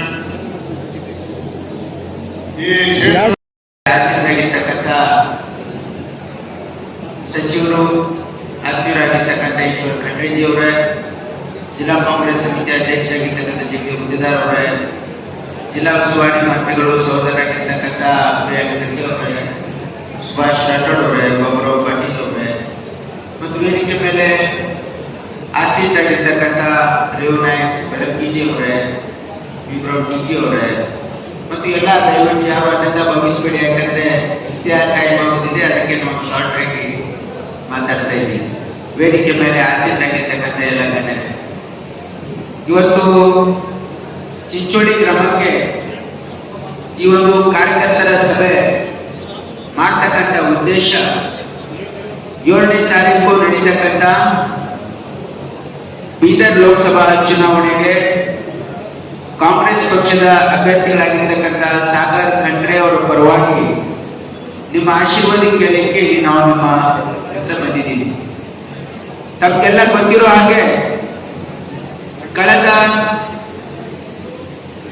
5 ವರ್ಷದಲ್ಲಿ ಇಲ್ಲಿ ಕೇಂದ್ರ ಸರ್ಕಾರ, ವಿಶೇಷವಾಗಿ ಕಳೆದ 10 ವರ್ಷದಲ್ಲಿ ಕೇಂದ್ರದಲ್ಲಿ ಇವತ್ತು ಭಾರತೀಯ ಜನತಾ ಪಾರ್ಟಿಯ ಸರ್ಕಾರ ಇದೆ. ಇಲ್ಲಿಯ ಲೋಕಸಭಾ ಸದಸ್ಯರು ಭಗವಂತ ಖೂಬಾ ಅವರು ಕೇಂದ್ರದಲ್ಲಿ ಮಂತ್ರಿಗಳಾಗಿದ್ದಾರೆ. ನನಗೆ ಒಂದೇ ಒಂದು ಪ್ರಶ್ನೆ ಇದೆ. ಇವತ್ತು ನಾನು ನೋಡಿದೆ ಎಲ್ಲೋ ಪೇಪರಲ್ಲಿ ಭಗವಂತ ಖೂಬಾ ಅವರು ನಮ್ಮ ಈಶ್ವರ್ ಖಂಡ್ರೆ ಅವರಿಗೆ ಪ್ರಶ್ನೆ ಕೇಳಿದ್ದಾರೆ, ನೀವು ಅದೇನು ಮಾಡಿದ್ದಾರೆ, ಇದೇನು ಮಾಡಿದ್ದಾರೆ ಕೇಳಿದ್ರು.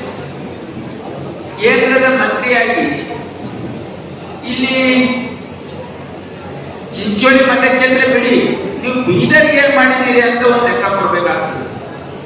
10 ವರ್ಷ ನಿಮ್ಮ ಸರ್ಕಾರ ಇದೆ, 5 ವರ್ಷ ನಿಮ್ಮ ಮಂತ್ರಿಗಳಾಗಿದ್ದೀರಿ, 5 ವರ್ಷದ ಮಂತ್ರಿ ಇದೆ, 5 ವರ್ಷ ಮಂತ್ರಿಗಳಾಗಿದ್ದೀರಿ.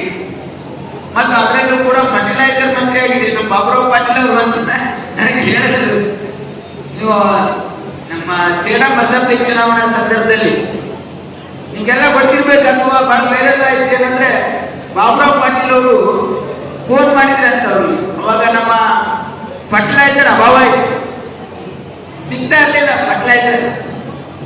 ಅದಕ್ಕೆ ಇವ್ರು ನೇರವಾಗಿ ಅವರ ಬಾಬುರಾವ್ ಪಾಟೀಲ್ ಬಿಜೆಪಿಯಲ್ಲಿ ಇದ್ರು, ಪಂಚಾಯತ್ ಫೋನ್ ಮಾಡಿದ್ರು. ಅವಾಗ ಏನ್ರಿ ಖೂಬಾ ಅವರೇ, ಇವತ್ತು ನಮ್ಗೆ ಗೊಬ್ಬರನೇ ಸಿಗ್ತಾ ಇಲ್ಲ ಅಂತ ಹೇಳಿ. ಅದಕ್ಕೆ ಅವ್ರು ಸರಿಯಾಗಿ ಸ್ಪಂದಿಸಲಿಲ್ಲ. ಅದೇನ್ ಹೇಳಿದ್ರು ಬಾಬುರಾವ್ ಪಾಟೀಲ್ ಅವರು ಹೇಳಿದ್ರು ಉತ್ತರವಾಗಿ, ಏನಂದ್ರೆ ಒಬ್ಬ ಅಂದ್ರೆ ಸಂಬಂಧಪಟ್ಟ ಸಚಿವರಾಗಿ ನಿಮ್ಮ ಮತಕ್ಷೇತ್ರಕ್ಕೆ ನೀವು ಸರಿಯಾಗಿ ಗೊಬ್ಬರ ಕೊಡಕ್ಕಾಗ್ತಾ ಇದ್ರೆ ರೈತರಿಗೆ, ಮತ್ತೆ ನೀವು ಯಾವ್ದು ಮಂತ್ರಿ ಇದ್ದೀರಿ ಇದು ಕೇಳ್ಬೇಕಲ್ಲ ಜನ. ಯಾಕಂದ್ರೆ ಈ ಪ್ರಶ್ನೆ ನಾನು ಯಾಕೆ ಕೇಳ್ತಾ ಇದ್ದೀನಿ ಅಂದ್ರೆ 2014ರಲ್ಲಿ ಕಾಂಗ್ರೆಸ್ ಪಕ್ಷದ ಒಂದು ಸರ್ಕಾರ ಇತ್ತು. ನಮ್ಮ ಗೊಬ್ಬರದ ರೇಟ್, ಡಿಎಪಿ ರೇಟು 650 ರೂಪಾಯಿ. ಇವತ್ತು ಎಷ್ಟಿದೆ ಡಿಎಪಿ ರೇಟ್? 1400 ರೂಪಾಯಿ ಇದೆ. ಏನು ಭಾಷಣ ಮಾಡಿದ್ರು ನರೇಂದ್ರ ಮೋದಿ ಅವರು? ಇದೇ ಪ್ರಧಾನಮಂತ್ರಿಗಳು अब बहुत हो गए महंगाई की मार, अब की बार मोदी सरकार ಇದೇ ಚಲೋ ಭಾಷಣ. ಈಗ ಅವ್ರ ಸರ್ಕಾರ ಬಂದ ಮೇಲೆ ನಮ್ಮ DAP ರೇಟ್ 650 ಇದ್ದಿದ್ದು 1400 ರೂಪಾಯಿ ಆಯ್ತು. ಯಾಕಂದ್ರೆ ನಮ್ಮೆಲ್ಲ ಕಾರ್ಯಕರ್ತರು ಮನೆ ಮನೆಗೆ ಹೋಗಿ ಜನರಿಗೆ ನಾವು ಯಾವ ರೀತಿ ಇವರ ಮಾಡಿರ್ತಕ್ಕಂಥ ಕರ್ಮಕಾಂಡವನ್ನು ತಿಳಿಸಬೇಕಾಗಿದೆ. ಕೇಂದ್ರ ಸರ್ಕಾರ ಬಂದ ಮೇಲೆ ಇವತ್ತು ನಮ್ಮ ಗ್ಯಾಸ್ ಸಿಲಿಂಡರ್ ರೇಟ್ 400 ರೂಪಾಯಿ ಇದ್ದಿದ್ದು ಇವತ್ತು ಎಷ್ಟಾಗಿದೆ? ಗ್ಯಾಸ್ ಸಿಲಿಂಡರ್ ರೇಟ್ 1100 ರೂಪಾಯಿ ಆಗಿದೆ. ತಲೆ ಮೇಲೆ ಗ್ಯಾಸ್ ಸಿಲಿಂಡರ್ ಹೊತ್ಕೊಂಡು ಬಿಜೆಪಿ ಕಾರ್ಯಕರ್ತರು ಮೋದಿ ಗ್ಯಾಸ್ ಸಿಲಿಂಡರ್ ಹಂಚಲಂತೆ ಮನೆ ಮನೆಗೆ ಹೋಗಿ ಹಂಚಿದ್ರು ಗ್ಯಾಸ್ ಸಿಲಿಂಡರ್. ಅದು 400 ರೂಪಾಯಿ ಇದ್ದಿದ್ದು 1100 ರೂಪಾಯಿ ಮಾಡ್ತಾರೆ. ಎಲ್ಲ ಬಿಜೆಪಿ ಕಾರ್ಯಕರ್ತರು ಓಡೋದು, ಏನಪ್ಪ ಮಂದಿ ಮನೆಗೆ ಹೋದ್ರೆ ನಮ್ಗೆ ಹೊಡಿತಾರೆ ಬಾ ಅಂತೇಳಿ ಆ ಒಂದು ಪರಿಸ್ಥಿತಿ ಉದ್ಭವ ಆಯ್ತು. ಇದೇ ಸ್ಮೃತಿ ಇರಾನಿ ಒಂದು ಬಹಳ ದೊಡ್ಡ ಒಂದು ಪ್ರತಿಭಟನೆ ಮಾಡಿದ್ದು, ಇನ್ನೂ ಆ ಫೋಟೋ ಎಲ್ಲರೂ ಕಣ್ಣಲ್ಲಿದೆ. ತಲೆ ಮೇಲೆ ಗ್ಯಾಸ್ ಸಿಲಿಂಡರ್ ತಗೊಂಡು ರೋಡ್ ಮೇಲೆ ಕೂತು ಇವತ್ತು 400 ರೂಪಾಯಿ, ಅದು ಅವಾಗ 375 ಇದ್ದು 425 ರೂಪಾಯಿ ಗ್ಯಾಸ್ ಸಿಲಿಂಡರ್ ಜಾಸ್ತಿ ಆಗಿದೆ. ನಾವು ಹೇಗೆ ಬದುಕಬೇಕು ಬಡವರು ಅಂತ ಹೇಳಿ ಈಗ 1100 ರೂಪಾಯಿ ಆಗಿದೆ ಗ್ಯಾಸ್ ಸಿಲಿಂಡರ್ ರೇಟ್. ಅವರು ಕೇಂದ್ರದಲ್ಲಿ ಮಂತ್ರಿ ಆಗಿದ್ದಾರೆ, ನಾಚಿಕ್ ಬರಲ್ಲ ಅವ್ರಿಗೆ. ಈಗ ಇದು ಒಂದೇ ಅಲ್ಲ, ಪೆಟ್ರೋಲ್, ಡೀಸೆಲ್, ಇವತ್ತು ಎಲ್ಲ ಪದಾರ್ಥಗಳು ಕೇಂದ್ರ ಸರ್ಕಾರ ಮೋದಿ ಸರ್ಕಾರ ಬಂದ ಮೇಲೆ ಇವತ್ತು ಅದೆಲ್ಲ ಬೆಲೆ ಏರಿಕೆ ಆಗಿರೋದ್ರಿಂದ ಸಾಮಾನ್ಯ ಜನರು ಬದುಕೋದು ಕಷ್ಟ ಆಗಿದೆ ಅಂತ ಹೇಳಿ ನಮ್ಮ ಸರ್ಕಾರ ಕಾಂಗ್ರೆಸ್ ಪಕ್ಷ ನಾವು ಚುನಾವಣೆಗಿಂತ ಮುಂಚೆ 5 ಗ್ಯಾರಂಟಿಗಳನ್ನ ಕೊಟ್ಟಿದ್ವಿ. ಯಾಕಂದ್ರೆ ಇದೇ ಬಿಜೆಪಿ ಅವರು ಕೇಳ್ತಾರಲ್ಲ, ಯಾಕೆ ಕೊಡ್ತಾ ಇದ್ದೀವಿ ಗ್ಯಾರಂಟಿ ಅಂತ. ಯಾಕೆ ಕೊಡ್ತಾ ಇದ್ದೀವಿ ಅಂದ್ರೆ ಕೇಂದ್ರ ಸರ್ಕಾರದಲ್ಲಿ ಇರ್ತಕ್ಕಂಥ ನರೇಂದ್ರ ಮೋದಿ ಅವರ ನೇತೃತ್ವದ ಮೋದಿ ಸರ್ಕಾರ ಈ ದೇಶದಲ್ಲಿ ಇವತ್ತು ಬೆಲೆ ಏರಿಕೆ ಅಂತ ನಮ್ಮ ಬಡವರು ತತ್ತರಿಸಿ ಹೋಗಿದ್ದಾರೆ ಅಂತ 5 ಗ್ಯಾರಂಟಿ ಕೊಟ್ಟಿದ್ದೀವಿ ನಾವು. 5 ಗ್ಯಾರಂಟಿ ಯಾಕೆ ಕೊಟ್ಟಿದ್ದೀವಿ ಅಂದ್ರೆ ಸಾಮಾನ್ಯ ಜನ ಬದುಕೋದು ಕಷ್ಟ ಆಗಿದೆ. ಅದಕ್ಕೆ ಈ ಬೆಲೆ ಏರಿಕೆ ನಮಗೆ ನಿಯಂತ್ರಣ ಮಾಡ್ತಕ್ಕಂಥ ಅಧಿಕಾರ ನಮ್ಮ ಕೈಯಲ್ಲಿಲ್ಲ, ಇದು ಕೇಂದ್ರ ಸರ್ಕಾರದ ಕೈಯಲ್ಲಿದೆ. ಕೇಂದ್ರ ಸರ್ಕಾರದ ಗಟ್ಟಿ ಮೇಲೆ ಕುಳಿತಿರ್ತಕ್ಕಂಥ ನರೇಂದ್ರ ಮೋದಿ ಅವರು ಬಡವರ ವಿರೋಧಿ. ಬಹಳ ಸ್ಪಷ್ಟವಾಗಿ ಹೇಳ್ತಾ ಇದ್ದೀನಿ, ನಾವು ಅರ್ಥ ಮಾಡ್ಕೊಳ್ಳಿ. ನರೇಂದ್ರ ಮೋದಿ ಅವರು ಬಡವರ ವಿರೋಧಿ, ರೈತರ ವಿರೋಧಿ.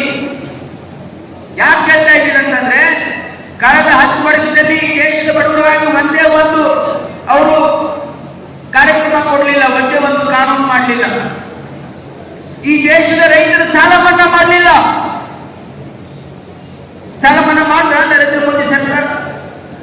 ನಮ್ಮ ಸರ್ಕಾರ ಕೇಂದ್ರದಲ್ಲಿದ್ದಾಗ ನಾವು ರೈತರ ಸಾಲ ಮನ್ನಾ ಮಾಡಿ, ನಮ್ಮ ಸರ್ಕಾರ ಕೇಂದ್ರದಲ್ಲಿದ್ದಾಗ ನಾವು ಉದ್ಯೋಗ ಖಾತ್ರಿ ಕಾನೂನು ಈ ದೇಶದ ಬಡವರಿಗೋಸ್ಕರ ಮಾಡಿದ್ವಿ.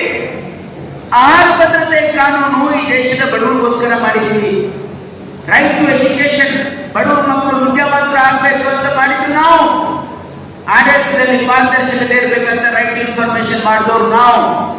ನೀವೇನ್ರಿ ಮಾಡಿದ್ರಿ ಹೇಳಿ ಒಂದು ಮಾತು. 10 ವರ್ಷದ ಬಿಜೆಪಿಯ ಮೋದಿ ಸರ್ಕಾರದ ಏನ್ ಸಾಧನೆ ಇದೆ? ಬಡವರಿಗೆ ಏನ್ ಲಾಭ ಆಗಿದೆ? ರೈತರಿಗೆ ಏನ್ ಲಾಭ ಆಗಿದೆ? ಭಾಷಣ ಮಾಡಿದ್ರು ಏನಂತಂದ್ರೆ ನಾವು ರೈತರ ಆದಾಯ ದುಪ್ಪಟ್ಟು ಮಾಡ್ತೀವಿ ಅಂತಂದ್ರೆ ರೈತರ ಆದಾಯ ದುಪ್ಪಟ್ಟಾಯ್ತಾ? ರೈತರ ಖರ್ಚು ದುಪ್ಪಟ್ಟಾಯ್ತು, DAP ರೇಟ್ ದುಪ್ಪಟ್ಟಾಯ್ತು, ರೈತರ ಲಾಭ ದುಪ್ಪಟ್ಟಾಗಿಲ್ಲ. ಅದಕ್ಕೆ ಇವರು ರೈತರ ಸಾಲ ಮನ್ನಾ ಮಾಡಿಲ್ಲ, ಆದ್ರೆ ದೇಶದಲ್ಲಿ 12 ಲಕ್ಷ ಕೋಟಿ ಶ್ರೀಮಂತರ ಸಾಲ ಮನ್ನಾ ಮಾಡಿದ್ದಾರೆ. 12 ಲಕ್ಷ ಕೋಟಿ ಶ್ರೀಮಂತರ ಸಾಲ ಮನ್ನಾ ಮಾಡಿದ್ದಾರೆ. ನಾಚಿಕೆ ಆಗ್ಬೇಕು ಇವರಿಗೆ.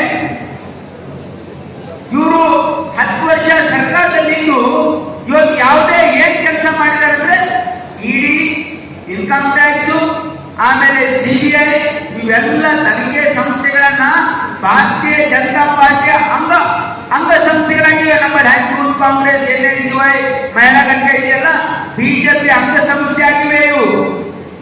ಈ ED, income tax, CBI Baburao Patil ಅವ್ರ ಮನೆಗೆ ಇಡಿ ರೇಡ್ ಮಾಡಿದ್ರು. ನಾನು ಯಾಕೆ ಮಾತಾಡ್ತಾ ಇದ್ದೀನಿ ಅಂದ್ರೆ ಬೇರೆ ಉದಾಹರಣೆ ಕೊಡಕ್ ಹೋಗಲ್ಲ ನಾನು.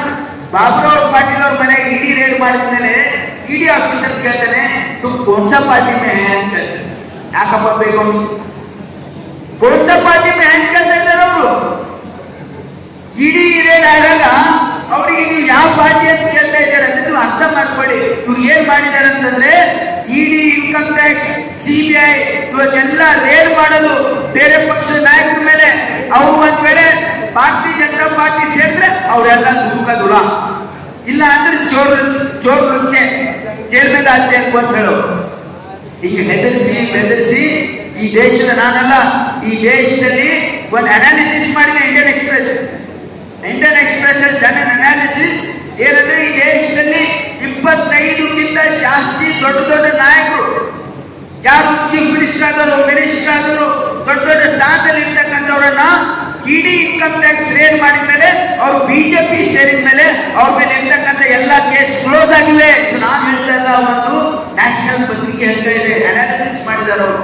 ಏನಂದ್ರೆ 25 ನಾಯಕರನ್ನ ಇನ್ಕಮ್ ಟ್ಯಾಕ್ಸ್ ಮತ್ತು ಸಿಬಿಐ, ಇಡಿ ರೇಡ್ ಮಾಡಿ ಅವ್ರ ಮೇಲೆ ಕೇಸ್ ಹಾಕಿ ಆಮೇಲೆ ಅವರು ಬಿಜೆಪಿ ಸೇರಿದ ಮೇಲೆ ಅವರೆಲ್ಲ ಕೇಸ್ ಕ್ಲೋಸ್ ಆಗಿದೆ. ಒಬ್ರು ಮುಖ್ಯಮಂತ್ರಿ ಆಗಿದ್ದಾರೆ, ಒಬ್ರು ರಾಜ್ಯಸಭಾ ಮೆಂಬರ್ ಆಗಿದ್ದಾರೆ, ಒಬ್ರು ಬೇರೆ ರಾಜ್ಯದಲ್ಲಿ ಮಂತ್ರಿ ಆಗಿದ್ದಾರೆ. ಈ ರೀತಿ ದೇಶದಲ್ಲಿ ಇವತ್ತು ಪ್ರಜಾಪ್ರಭುತ್ವ ನಡೀತಾ ಇದೆ. ನೀವು ಅರ್ಥ ಮಾಡ್ಕೊಳ್ಳಿ. ನಾನು ಯಾಕೆ ಇವತ್ತು ಇನ್ಕಮ್ ಟ್ಯಾಕ್ಸ್, ಇಡಿ, ಬಿಜೆಪಿ ಅಂತ ಸಮಸ್ಯೆ ಆಗಿದೆ ಅಂತ ಹೇಳ್ತಾ ಇದ್ದೀನಿ ಅಂದ್ರೆ, ಇವತ್ತು ಇವುಗಳನ್ನು ಉಪಯೋಗ ಮಾಡಿ ಇವತ್ತು ಬೇರೆ ಪಕ್ಷದ ಪ್ರಮುಖ ನಾಯಕರನ್ನ ಇವತ್ತು ಪಕ್ಷಕ್ಕೆ ತೆಗೆದುಕೊಂಡು ಅಪೋಸಿಷನ್ ದುರ್ಬಲ ಮಾಡತಕ್ಕಂಥ ಕೆಲಸ ಇದು ಅಷ್ಟೇ ಅಲ್ಲ. ಇದು ಒಂದು ಭಾಗ. ಇನ್ನೊಂದು ಭಾಗ ಏನ್ ಮಾಡಿದ್ದಾರೆ, ಇಡೀ ಇನ್ಕಮ್ ಟ್ಯಾಕ್ಸ್ ಅನ್ನು ಉಪಯೋಗ ಮಾಡಿ ದೇಶದಲ್ಲಿರ್ತಕ್ಕಂಥ ದೊಡ್ಡ ಶ್ರೀಮಂತರ ಮೇಲೆ ರೇಡ್ ಮಾಡೋದು. ಇದು ಮೋಡ ಸಂಕ್ರಾಂತಿ ಅಂತ ಒಂದು ಯಾವುದು ಅಪರಾಧ ನಡೀತಕ್ಕಂಥ ಸಂದರ್ಭದಲ್ಲಿ ಇನ್ವೆಸ್ಟಿಗೇಷನ್ ಮಾಡುವಾಗ ಅದು ಯಾವ ರೀತಿ ಅಪರಾಧ ಮಾಡಿದ್ದಾರೆ ಅಂತ ನನಗೆ ಮೋಡ ಸಂಕ್ರಾಂತಿ ಅಂತಾರೆ. ಭಾರತೀಯ ಜನತಾ ಪಾರ್ಟಿಯ ಮೋಡ ಸಂಕ್ರಾಂತಿ ಏನಿದೆ ಅಂತಂದ್ರೆ, ಮೊದಲು ಇನ್ಕಮ್ ಟ್ಯಾಕ್ಸ್ ರೇಡ್ ಮಾಡೋದು. ಯಾರ ಮೇಲೆ? ದೊಡ್ಡ ಇಂಡಸ್ಟ್ರಿಗಳ ಮೇಲೆ ಇನ್ಕಮ್ ಟ್ಯಾಕ್ಸ್ ರೇಡ್ ಮಾಡೋದು. ಆ ಇನ್ಕಮ್ ಟ್ಯಾಕ್ಸ್ ರೇಡ್ ಮಾಡಿ 3 ತಿಂಗಳಲ್ಲಿ 4 ತಿಂಗಳಲ್ಲಿ ಅವರು ದೊಡ್ಡ ಪ್ರಮಾಣದ ಬಾಂಡ್ ಕೊಟ್ಟಿದ್ದಾರೆ ಬಿಜೆಪಿ ಅವರಿಗೆ. ಎಷ್ಟು? 6,300 ಕೋಟಿಯಲ್ಲಿ ಇವರಿಗೆ ಸಿಕ್ಕಿದೆಲ್ಲ ಬಿಜೆಪಿ ಅವರು.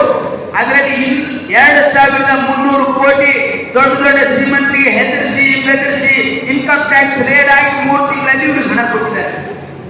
ಇದಕ್ಕೆ ಜಬರನ್ ವಸೂಲಿ ಅಂತೀವಿ ನಾವು, ಎಕ್ಸ್ಟೋರ್ಷನ್. ಭಾರತೀಯ ಜನತಾ ಪಾರ್ಟಿ ಅದನ್ನ ಎಕ್ಸ್ಟೋರ್ಷನ್ ದಿಸ್ ಕಂಟ್ರಿ. ಅದಷ್ಟೇ ಅಲ್ಲ, ಇನ್ನೂ ಏನ್ ಮಾಡಿದ್ದಾರೆ ಅಂದ್ರೆ ದೊಡ್ಡ ಕಂಪನಿಗಳಿಗೆ ದೊಡ್ಡ ಕಾಂಟ್ರಾಕ್ಟ್ ಕೊಟ್ಟು ಅವರಿಂದ ಹಣ ಕೊಡ್ತಾರೆ. ಇದು ನಾನು ಹೇಳ್ತಲ್ಲ, ದೇಶದ ಪ್ರಮುಖ ಪತ್ರಿಕೆಗಳು ಹೇಳ್ತಾ ಇವೆ. ಎಲ್ಲ ಇದಪ್ಪ ಖಾऊंगा ना खाने दूंगा. ಇದೇ ನರೇಂದ್ರ ಮೋದಿ ಭಾಷಣ ಮಾಡಿದ್ರು, ಖಾऊंगा ना खाने दूंगा. ನಾಚಿಕೆ ಬರಲ್ಲ ಈಗ. ಇನ್ಕಮ್ ಟ್ಯಾಕ್ಸ್ ಮತ್ತು ಇಡಿ ಇಟ್ಕೊಂಡು ಇವಾಗ ದೊಡ್ಡ ಶ್ರೀಮಂತರ ಮೇಲೆ ರೇಡ್ ಮಾಡಿ ಅವರಿಂದ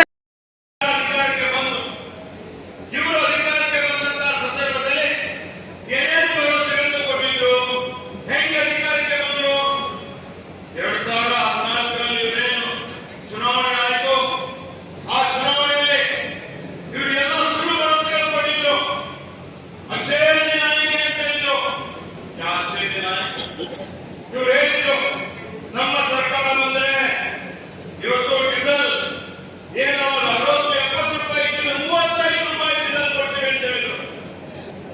ಇಲ್ಲಿರುವಂತಹ ಪೆಟ್ರೋಲ್ 40 ರೂಪಾಯಿ ಪೆಟ್ರೋಲ್ ಕೊಡ್ತೀವಿ ಅಂತ ಹೇಳಿದ್ರು. 400 ರೂಪಾಯಿ ಗ್ಯಾಸ್ ಸಿಲಿಂಡರ್ಲೆ ಇನ್ನು ಕಡಿಮೆ ಮಾಡ್ತೀವಿ ಅಂತ ಹೇಳಿದ್ರು. ಕಡಿಮೆ ಆಯ್ತಾ? ನೋಡಿ, ಒಂದು ಇವತ್ತು ಬರೀ ಎಷ್ಟು ಮಟ್ಟಿಗೆ ಬೆಲೆ ಏರಿಕೆ ಆಯ್ತು ಅಂದ್ರೆ 3 ಪಟ್ಟು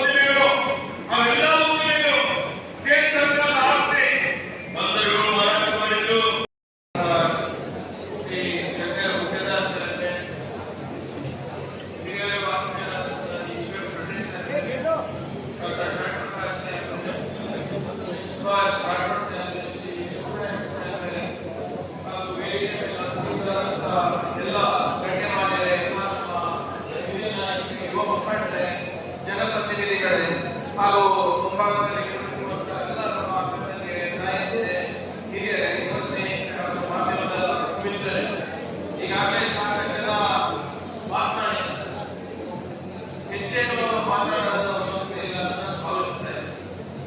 ಆದರೆ ಎರಡು ವಿಷಯಗಳನ್ನ ಪ್ರಸ್ತಾಪ ಮಾಡಲು ಅನಿವಾರ್ಯತೆ ಇರುವಾಗಿ ಮೊದಲನೇದಾಗಿ ಇವತ್ತು ಸ್ವಲ್ಪ ತಡವಾಗಿ ಬಂದಿದ್ದಕ್ಕೆ ನಮ್ಮೆಲ್ಲರ ಕ್ಷಮೆಯನ್ನು ನಾನು ಕೇಳ್ತಾ ಇದ್ದೀನಿ. ಯಾಕಂದ್ರೆ ಈ ಬಿಸಿಲಲ್ಲಿ ರಾಜಕೀಯ ಸಭೆ ಸಮಾರಂಭಗಳು ಮಾಡೋದು ಕಷ್ಟ. ಒಂದನೇದು. ಎರಡನೇದು, ನಾವು ನಮ್ಮ ಭಾಷಣಕ್ಕೆ ಕಾಯೋದ್ರಿಂದ ಕಷ್ಟ ಅಂತ ನಮಗೆ ಗೊತ್ತಿದೆ. ನಮ್ಮ ಎಲ್ಲರ ಕ್ಷಮೆಯಲ್ಲಿ ಅಂತ ಕೇಳುವುದರಿಂದ ವೈಯಕ್ತಿಕವಾಗಿ ಹಾಗೂ ಎಲ್ಲ ನಮ್ಮ ಚಿಂಚೋಳಿಯ ಸಾರ್ವಜನಿಕರ ವತಿಯಿಂದ ನೂತನವಾಗಿ ನಮ್ಮ ಕಾಂಗ್ರೆಸ್ ಪಕ್ಷದ ಉಪಾಧ್ಯಕ್ಷರಾಗಿ ನೇಮಕರಾದಂತಹ ಸುಭಾಷ್ ರಾಠೋಡ್ ಅವರಿಗೆ ನಮ್ಮ ಅಭಿನಂದನೆಯನ್ನು ಸಲ್ಲಿಸಲಿಕ್ಕೆ ಬಯಸ್ತಾ ಇದ್ದೀನಿ. ಈಗಾಗಲೇ ಖಂಡ್ರೆ ಸಾಹೇಬ್ ಹೇಳಿದಂತೆ ಸುಭಾಷ್ ರಾಠೋಡ್ ಅವರು ಪರಾಜಿತರಾಗಿರುವುದು, ಆದರೆ ನಮಗಂತೂ ಮತ್ತೆ ಕಾಂಗ್ರೆಸ್ ಪಾರ್ಟಿಗಂತೂ ಮತ್ತೆ ಈ ಸರ್ಕಾರ ಮತ್ತೆ ಚಿಂಚೋಳಿಗಂತೂ ಅವರ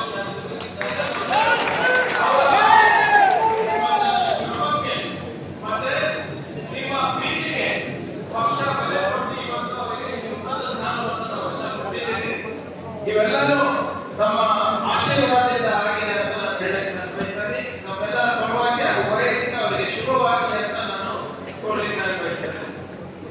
ಮೊದಲನೇ ಈಗಾಗಲೇ ನಮ್ಗೆ ಗೊತ್ತಿರೋ ಹಾಗೆ ಮತ್ತೊಮ್ಮೆ ಇವಾಗ ಚುನಾವಣೆ ಬಂದಿದೆ. ಕಳೆದ ಚುನಾವಣೆಯಲ್ಲಿ ಬಿಜೆಪಿ ಸರ್ಕಾರ, ಬಿಜೆಪಿ ಪಕ್ಷಕ್ಕೆ ಅದ್ಭುತವಾದಂತಹ ಬೆಂಬಲ ಕರ್ನಾಟಕದಿಂದ ಬಂತು. ಹೀಗೆ ಎಲ್ಲೂ ಕೂಡ ಯಾವ ಪಕ್ಷಕ್ಕೂ ಕೂಡ 25-26 ಸಂಸದರು ಬಂದಿರಲಿಲ್ಲ. ಕಳೆದ ಚುನಾವಣೆಯಲ್ಲಿ ಬಿಜೆಪಿಯವರ 25 ಸಂಸದರು ಆರಿಸಿಕೊಂಡು 25 ಸಂಸದರು 28ರಲ್ಲಿ ಕಾಂಗ್ರೆಸ್ಗೆ ಬಂದು, ಜೆಡಿಎಸ್ ಬಂದು, ಪಕ್ಷೇತರ ಬಂದು ಅವರು ಕೂಡ ಬಿಜೆಪಿ ಸೇರಿದರು. ಯಾವತ್ತೂ ಕೂಡ ಇಷ್ಟು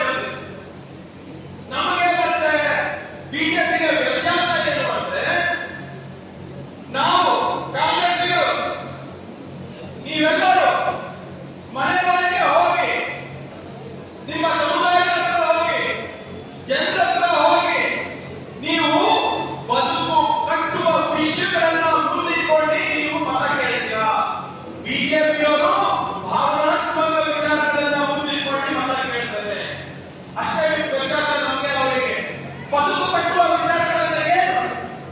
ಗೃಹಲಕ್ಷ್ಮಿ ಯೋಜನೆ, ಗೃಹಜ್ಯೋತಿ ಯೋಜನೆ, ಅನ್ನಭಾಗ್ಯ ಯೋಜನೆ, ಶಕ್ತಿ ಯೋಜನೆ, ನಿಮ್ಮ ಗೃಹಲಕ್ಷ್ಮಿ ಯುವ ನಿಧಿ ಯೋಜನೆ, ಇವೆಲ್ಲ ಯಾಕೆ ಬದುಕು ಕಟ್ಟುವ ಯೋಜನೆ ಅಂತ ಇದೀನಿ ಅಂದ್ರೆ ಇವತ್ತು ಗೃಹಲಕ್ಷ್ಮಿ ಯೋಜನೆ ಅಂತ ಇರ್ಬೋದು, ಯಾವುದೇ ನಮ್ಮ 5 ಗ್ಯಾರಂಟಿಗಳಿವೆ ಅಲ್ಲ, ಇದರಿಂದ ಇದೆಲ್ಲ ಹೆಣ್ಮಕ್ಳು ಕೂತಿದೆ.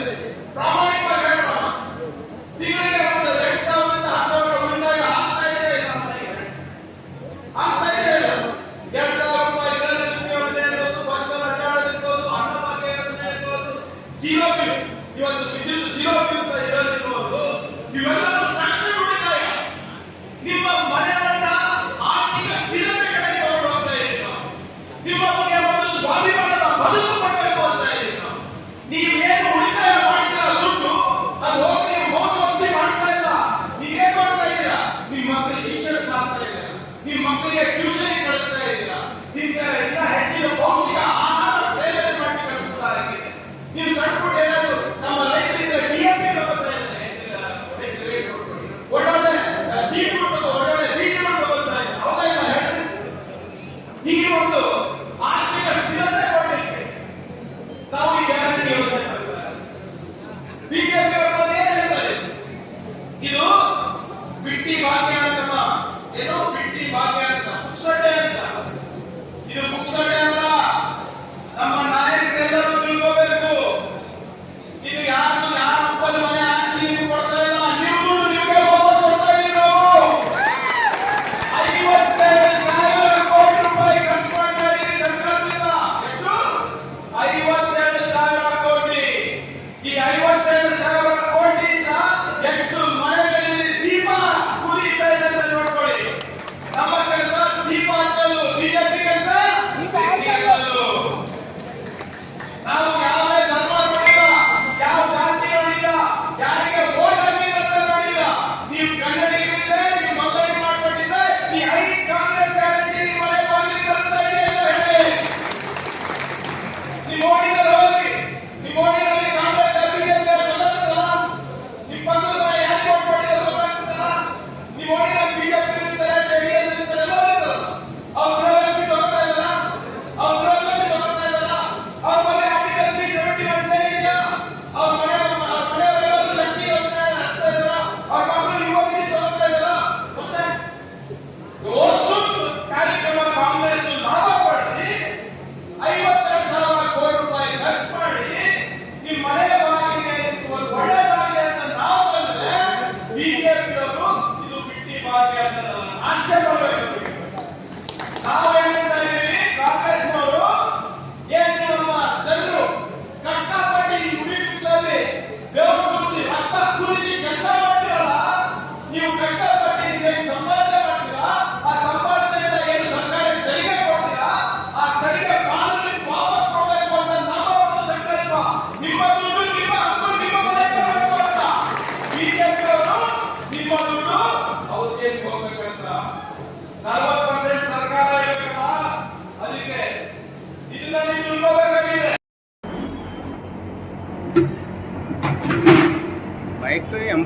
ಸಾಹೇಬ್ರೆ ನಮಸ್ಕಾರ. ನಮಸ್ಕಾರ. ತಾವು ಈ ಹಿಂದೆ ಬಿಜೆಪಿ ಪಕ್ಷದಲ್ಲಿದ್ದೀರಿ, ಈಗ ಏಕಾಏಕಿ ಕಾಂಗ್ರೆಸ್ ಪಕ್ಷಕ್ಕೆ ಜಾಯಿನ್ ಆಗಿದ್ದೀರಿ, ಕಾರಣ ಏನು ಅಂತ? ನಾನು ಮೊದಲು ಕೂಡ ಕಾಂಗ್ರೆಸ್ ಪಕ್ಷದಲ್ಲಿದ್ದೆ, ತಾಲೂಕು ಪಂಚಾಯತ್ ಮೆಂಬರ್ ಆಗಿದ್ದೀನಿ, ಮಂಡಲ ಪಂಚಾಯತ್ ಮೆಂಬರ್ ಆಗಿದ್ದೀನಿ. ಆದರೆ ಕೆಲವೊಂದು ಕಾರಣಾಂತರದಿಂದ ನಾನು ನಮ್ಮ ಶಾಸಕರ ಕೆಲವೊಂದು ನಡೆಗಳಿಂದ ನಾನು ಬಿಟ್ಟು BJP ಪಕ್ಷಕ್ಕೆ ಹೋಗ್ತೀನಿ. BJP ಪಕ್ಷದಲ್ಲಿ ಪೂರ ನಮ್ಮ ಅಲೆಮಾರಿ ಸಮಾಜಕ್ಕೆ ಅಥವಾ ನಮ್ಮ ಬಡವರಿಗೆ, ದೀನದಲಿತರಿಗೆ ಯಾರೂ ಅಲ್ಲಿ ಲೆಕ್ಕನೇ ಇಲ್ಲ. ಅದನ್ನು ನೋಡಿ ನನಗೆ ಬೇಸತ್ತು ನಾನು ಪುನಃ ಕಾಂಗ್ರೆಸ್ ಪಕ್ಷಕ್ಕೆ ಸೇರಿದ್ದೀನಿ.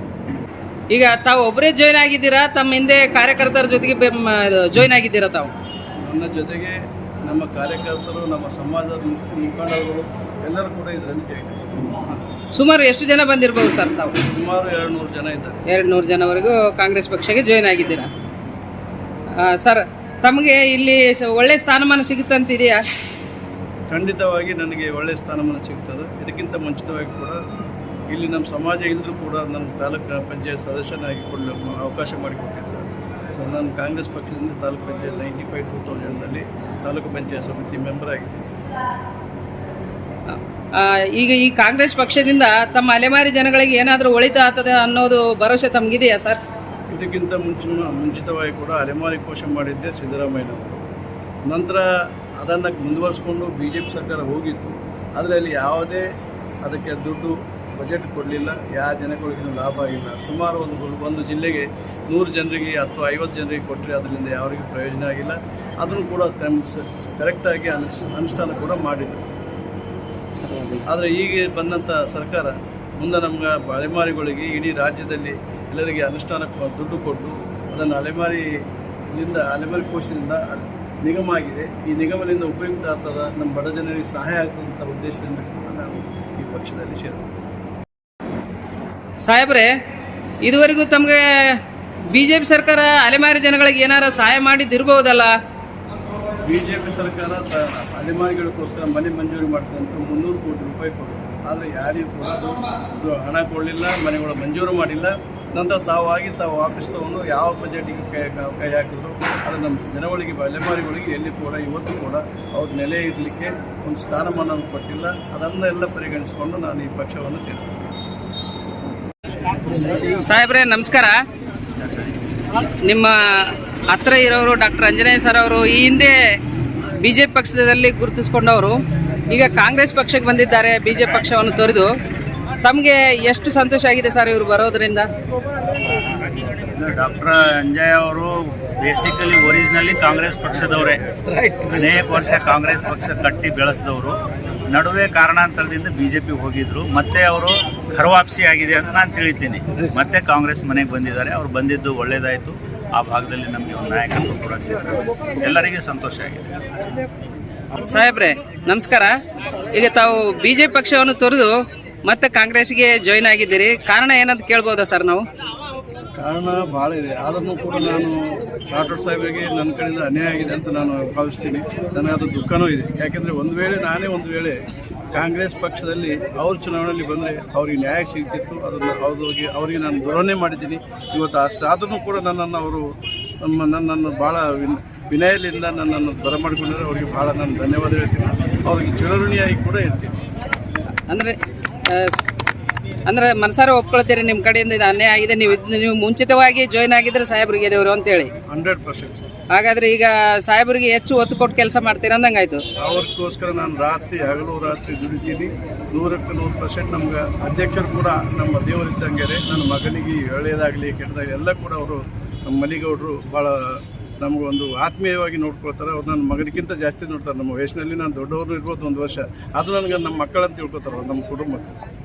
ಒಳ್ಳೆ ಥ್ಯಾಂಕ್ ಯು.